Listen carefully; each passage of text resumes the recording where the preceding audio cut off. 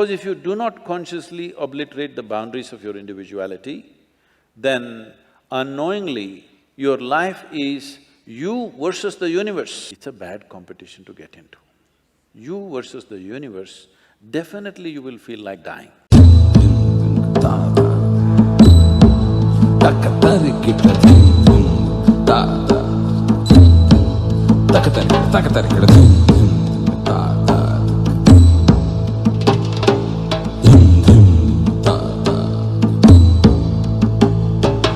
Many of my close friends are suicidal.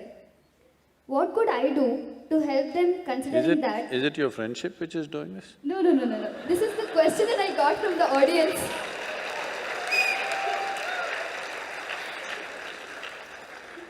This is one of the questions. I thought you were quite a friend. Okay. That person want to know that how can that person help her friends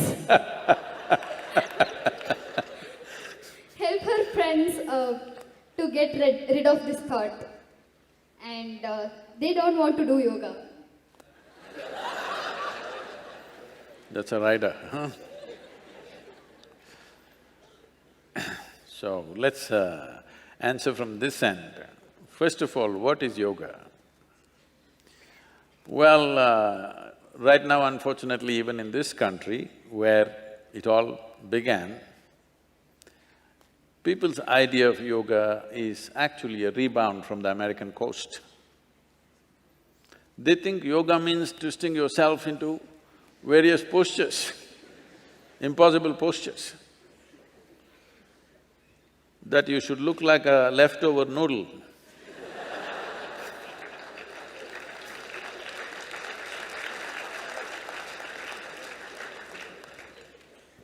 No, I want you to understand what yoga means. Yoga means union.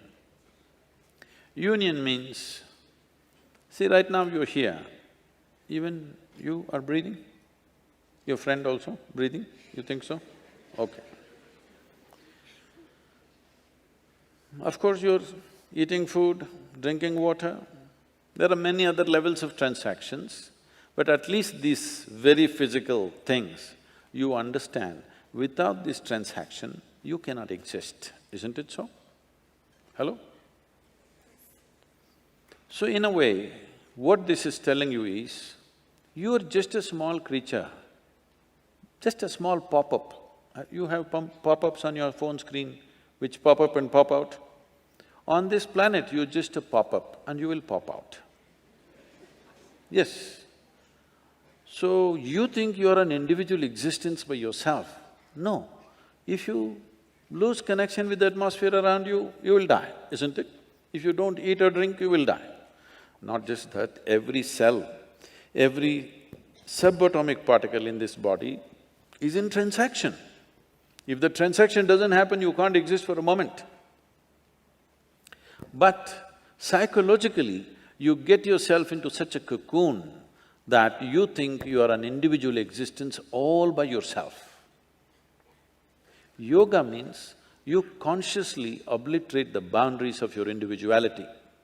Because if you do not consciously obliterate the boundaries of your individuality, then unknowingly your life is you versus the universe.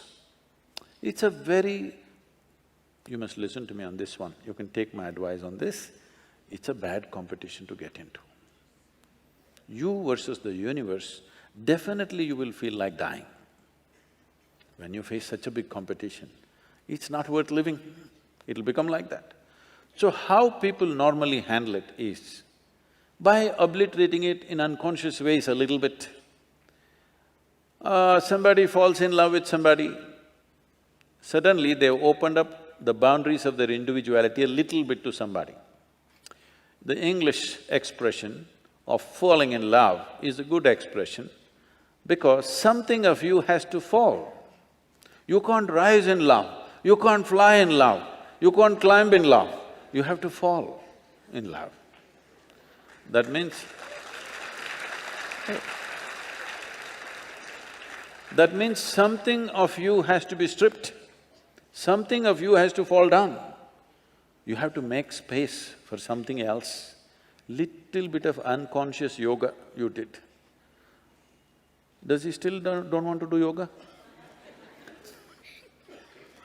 So this longing to break the boundaries, if it finds very physical, basic expression, we call this sexuality. If it finds emotional expression, we call this a love affair. If it finds a mental expression, it gets labeled as ambition, conquest, or simply shopping.